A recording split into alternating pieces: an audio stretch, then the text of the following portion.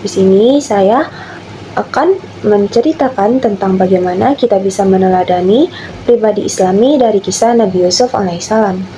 Kalau kita dengar kisah Nabi Yusuf, sebenarnya ceritanya itu bukan cuma tentang seorang nabi, tetapi juga tentang perjalanan hidup seseorang yang penuh ujian, tapi tetap kuat dalam iman dan akhlaknya.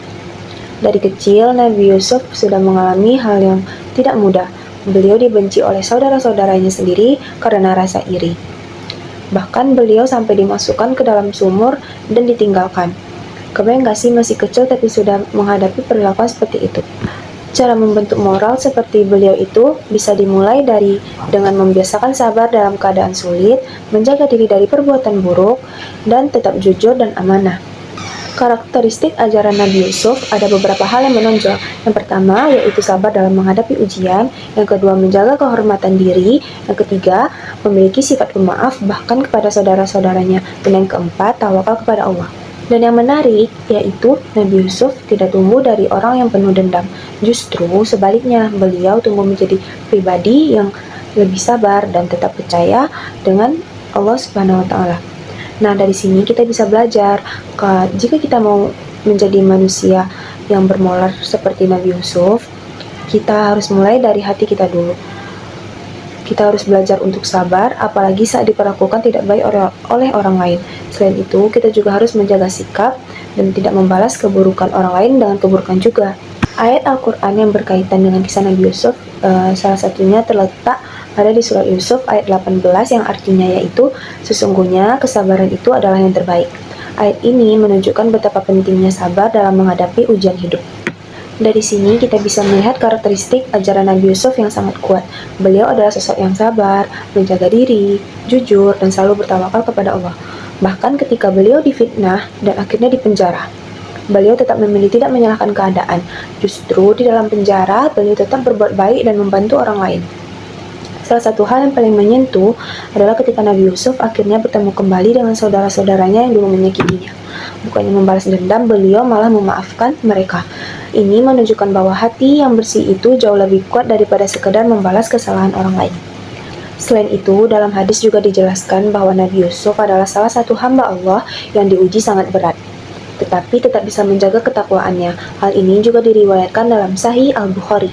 Artinya, ujian hidup itu bukan tanda Allah tidak sayang, justru bisa jadi tanda Allah ingin menaikkan derajat seseorang. Kaitannya dengan akidah dari kisah Nabi Yusuf alaihissalam, kita belajar bahwa yang pertama kita harus yakin dengan takdir Allah, yang kedua percaya bahwa semua ujian itu ada hikmahnya, yang ketiga tetap beriman walaupun keadaan lagi sulit. Jadi, akidah kita lebih kuat karena kita belajar untuk selalu bergantung kepada Allah. Nabi Yusuf benar-benar mengajarkan kita untuk yakin kepada Allah.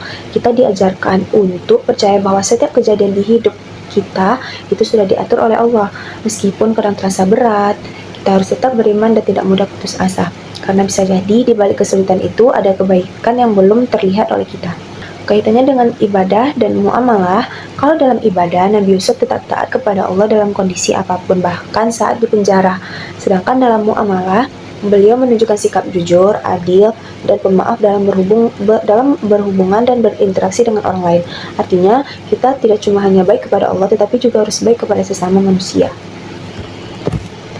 Ini jadi pengingat untuk kita, jangan sampai kita ingat Allah hanya saat tenang saja, tetapi juga saat susah. Dan dalam muamalah atau hubungan dengan sesama manusia, Nabi Yusuf memberikan contoh yang luar biasa. Beliau tetap jujur, adil, pemaaf, bahkan kepada orang-orang yang pernah menyakitinya. Beliau tetap menunjukkan sikap baik.